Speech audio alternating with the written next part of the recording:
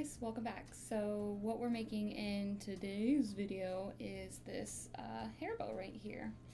And so I've got Anya, if you will, on a little TV stand thing. And it's not quite tall enough to actually show the whole wig and me in the camera strap. Well, I guess maybe if I lower the camera. Yeah, I'm not doing that. Anyway, so this is a beautiful wig. I love it so much, and I'll give you the link, I guess, to the wig. And then I just kind of curled the bottom parts, but anyway, whatever. So in this video, we're making this hair bow. There are things that I would have done differently, which I'll go over in the video. And I can't take full credit for this because I did have to watch the video on how to do this, probably like too many times, and then whenever it came time to actually make it, I also had to watch the video again while making it. So it's really not that hard, but for some reason I just wasn't grasping it, and that's okay because, you know, it's a trial and error kind of thing. So I will explain how to do this. I'll also include the video that I watched on how to do this in the description box below, so that way you can watch the original person because it was very, very helpful. And I'm just going to take her off her wig stand here so I can hold it up and show you how beautiful this is. So this is the same material I made the sash for the dress out of, which will be in another video. But I don't know, I just really like it. It's very, it is actually a little hard to work with because of the kind of material it is. It's very soft, it's very slippery. Do you think I know what kind of material it is? I don't. But I'll include all of that in the description box below, but it's pretty. Do I wish it was slightly bigger? Yes. If I were to redo it, would I make it larger? Absolutely. But this is what I got. And it's cute. It's good. It's nice. It's very reflective, I guess. I don't know. It's just because it's so shiny. That's all. That's all there is to it. There is some, which I doubt you'll be able to see, but there is some glitter aspects to it, which is, I wanted to include that in the sash and in the bow as well, because it is from like the dream sequence, ghost sequence, whatever part of the movie, whatever that was supposed to be, the memory, I don't know. Whatever part of the movie that was. Oh, and also she's wearing her her lovely kokoshnik, if you will, because that's just really fun to say, which will be included in another video on how to do that. So, or not how to do it, how I did it, because, you know, I don't think any of this is how you're supposed to do it, you know what I'm saying? Like, I think it's just fucking winging it and calling it a day, and hopefully it works out, and hopefully you don't just make a huge mess out of everything and want to throw everything away, and, you know, it's you know. So anyway, so let's just get into the video, and I hope you enjoy, and I will see you at the end, so enjoy. Okay guys, so welcome, and like I said, I will be including the video I watched on how to do this. So here I am, just fumbling along, and I think at this point I was just trying to rush because my job called and they were like, oh, can you come help us? And I was like, I suppose. So I'm just acting like a mad person here, trying to figure out how life works. And so this is actually an extra piece from whenever we cut out the kokoshnik, and I wanted my bow to be that big, so I, you know, use it as a measuring guide. And in my other videos, or in the intro video at least, we talked about how I don't like to measure anything, and I was really trying here, and here's the sad part, right? So I'm like actively trying to measure this out, and I'm trying to make sure it's even, and I'm like, oh, I'm gonna do this so good, so nice, so accurate. And I'm gonna ask you guys, do you know where I messed up here? I know you saw the bow in the beginning. Can anybody tell me why the bow was not this large? Ah, yes. Yes. Indeed, it is because anytime that you measure something one-sided, you have to double it. So if I wanted it to be this big, I needed to have doubled my measurements. But it's fine, no big deal, whatever. It turned out okay, and probably a bow this size would have been a little ridiculous. And if I really wanted to make the bow a little bit bigger, I definitely could do that because I got way too much fabric. I was a little traumatized at this point whenever it came to buying fabric because I had to buy the glitter mesh like 15 times, and I think I was just an idiot and didn't know where I put it in my house because now I have way too much glitter mesh fabric left over. So for this, I believe I got 2.5 yards of it because I wasn't quite sure how much I was going to use, and I wanted to make sure that I had enough for a bow for the hair as well as a sash to wear around my waist, which if I had measured my waist, I may have been better off, but I did not because I'm a crazy person. That's a lie, I did measure my waist, I just didn't remember how much it was at the time. So here I am cutting it out, and I was like, oh, I'm gonna be so smart, and I'm just gonna cut one side, fold it over, cut the other side to make sure if I folded it in half, it would be the sizing that I needed, and I wouldn't have to like sew two pieces together, because I was trying to do this as no sew as humanly possible, because I was over it. And then here I am writing down the measurements, for what reason I don't know, I guess to tell you, but you'll do your measurements how you want. And in this clip, I'm actually watching the video on how to do this. And I don't know if it was this part. At some point, I melt the fabric because, again, I was trying to rush. I was trying to get as much stuff done as possible before I had to go into work. Because this was the day before Halloween, and I was still crazy enough to think that I would be able to wear this as my Halloween costume. So here I am just rushing. Here I am realizing that the fabric, when heated up, kind of starts to stick to each other. And you would think that I would keep this in mind for the future, but apparently not.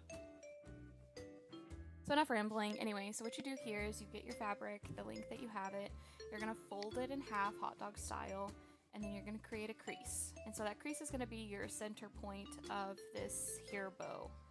And like I said, I'm going to include the link to the video that I watched because it's only fair. She helped me, and it was easy enough to understand for me, so I want to include it because I know I'm not going to describe this as best as she did. And then here I am just kind of trimming up the edges, trying to make it a little cleaner, because I don't really know what I'm doing at this point, but I just know that if I make it a little cleaner, it's a little easier to work with. So at this point, we folded it in half, hot dog style, and now we're going to fold the ends towards the center part, that center marking. And we're going to overlap the center marking just a little bit so that way it creates like this seamless look to it, and all of your gross edges are hidden. And I think I'm doing this the wrong side. Like, I think you're supposed to do this to where the side you want out is facing out. Oh no, here I am. Just making everything complicated? No, I realized this. This is where I realized my mistake. So now I've got to iron it straight. Because this fabric, I don't think you're supposed to iron it without like a protective layer to it. It gets really, it melts is what it does. And so I think I got smart and started to use a cover. Especially if I was going to do the side that was sticky. I didn't want it to melt to the iron. So I had to turn the iron up because now it's going through a thick layer of washcloth, towel, whatever. And so I need it to be hot enough to go through that layer and actually iron the layer that I needed to iron. Putting a clippy because this fabric does not like to stay. It likes to move around. So I'm using a clippy on one side and a pin on the other side just to kind of keep it from sliding around and moving too much, because I need it to lay flat and be flat so that way I can actually iron this.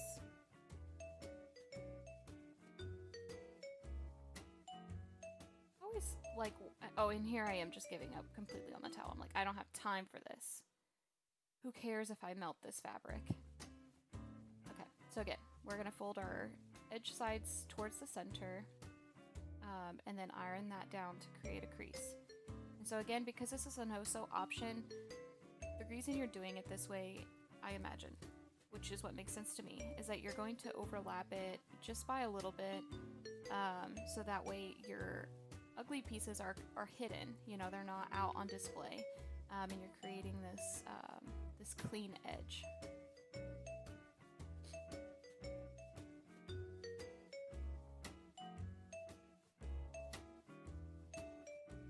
Could you imagine if I actually move this fast? Oh my god.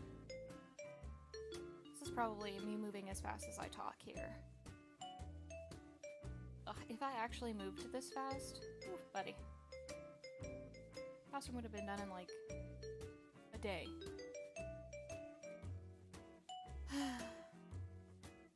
One can dream. Alright, so now that you've folded this in hot dog style towards the center, and then folded each individual edges towards the center part and overlapped it just a little bit, you're now going to fold the outer edges towards the center again to create a small square, essentially. And so when you fold this, you're gonna fold it towards the center, and I was like, where's the center? And I was like, dummy, just fold it in half and create a center mark. Ooh, man, she's smart, everybody. So that's what I did here, and I'm just trying to get it as even as possible, because now I start caring about that stuff. I don't know. So now that I've got my center mark, I'm going to fold these over, and they're going to overlap that center mark just a little bit, kind of like how it did a second ago. And then we're going to iron this down flat to create those creases, to create those edges.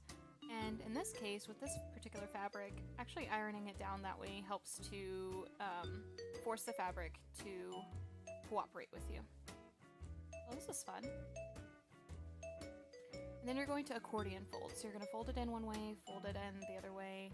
Oh, wow, she's so smart. She didn't even include that in the video for you to watch. Good. Awesome. Essentially, you're going to fold it in like an accordion, or like if you've ever made a paper fan, you're going to fold it in like a paper fan. So you're just kind of like zigzag fold it, if that makes sense. And then here, I hot glued just in the middle, and I realized my hot glue gun was out of reach of the camera, or so I thought. So I just walked over to the hot glue gun and I put hot glue inside those creases there. And then I used a clip to hold it so that way I wouldn't have to sit there and hold it the whole time while it dries. And I ran around and did some stuff. And then here I am cutting a strip. Oh, who am I texting? Anyway, here I am cutting a strip. And so this strip is going to go in the middle of that bow. So what'll happen here is you just want to create there it is. There's where I burnt it, and I was like, son of a bitch. Oh, and angry hands. Anyway, so I'm just folding it in half and creating a crease so that way I can cut the undesirable edges off, and then we're going to do some more folding and creasing and such. So this piece is going to go in the middle of your bow, and it's going to go to make it look cleaner and to make it look like one entire piece, not two pieces put together, hopefully, if done right. And then it's also going to cover up the glue spots from where you glued your bow in the center.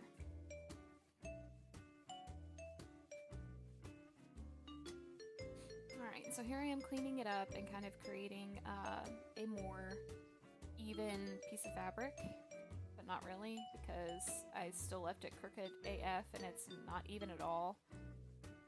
But whatever. Oh, because I'm going to fold it in. Okay. Whew. Man, I'm so good at these tutorials. Alright, and so we're going to... Oh, and I actually put that clip on the bow because I think I did the bow and then I went to work. Because if you'll notice, it's a little bit darker in the room.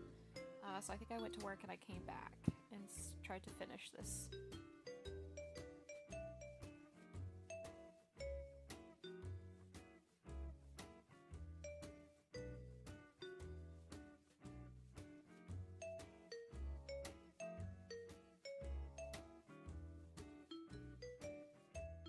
Alright, so now that you've got this folded in half, hot dog style, and you created the center just like you did before, you're going to fold these ends towards each other, And here I am trying my hardest to get it to cooperate with me.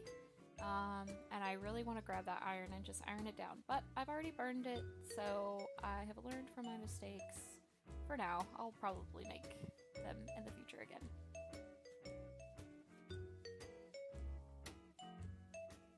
And we're just going to create this crease. I'm using pins to help me hold it because, you know, I don't want to iron my fingers onto this thing, but I need it to stay in place while I iron it, so that's what I'm doing here.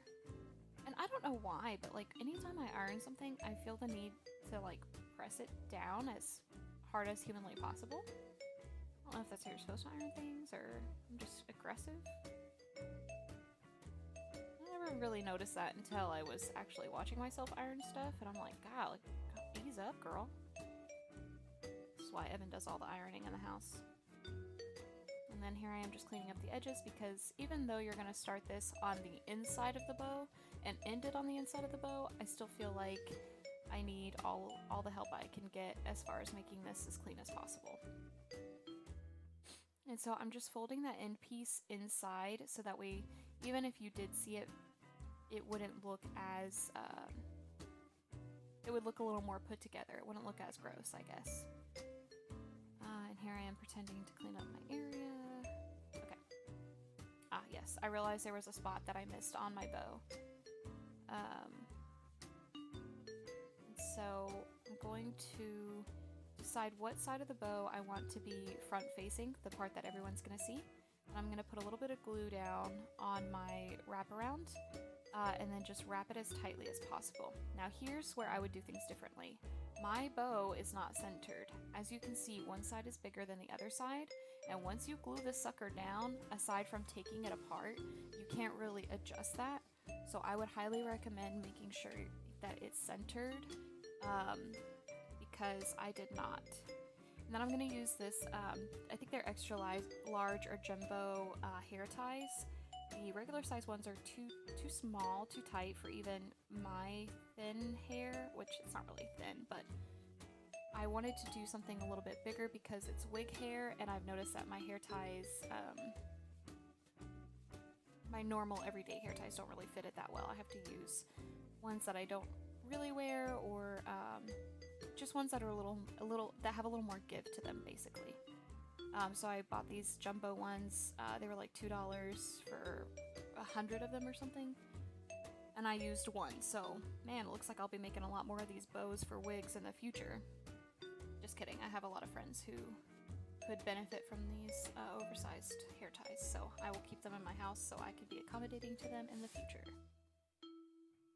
Oh, and then I learned that the hot glue gun would have reached this entire time.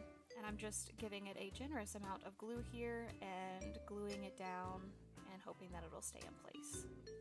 And I watch tutorial videos all the time, and they always say, you know, be careful with hot glue gun, what have you. Please do that. I burn my hands and I just live with it, but you should be careful. But that's it. That's how you do the bow. Thank you for listening to me ramble. Here, listen to me ramble some more.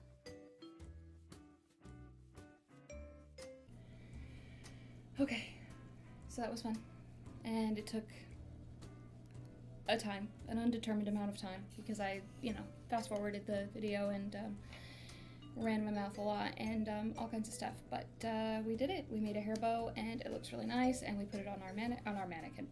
We put it on our wig, and it's looking real good, real nice, and I'm regretting making her bangs because they just won't cooperate with me, so that's okay, that's fine. But yeah, that's it. That's all we got. That's how you make a hair bow. It's how we made a hair bow. I don't know if that's how you actually make it, but it's how we did it. Again, there were things that I would have done differently, but it works. It gets the job done, and this is probably the method I'm going to use in the future whenever I need to make any more hair bows, because, just everyone wears them apparently. But that's it for me, and I'll see you guys in the next video. Bye!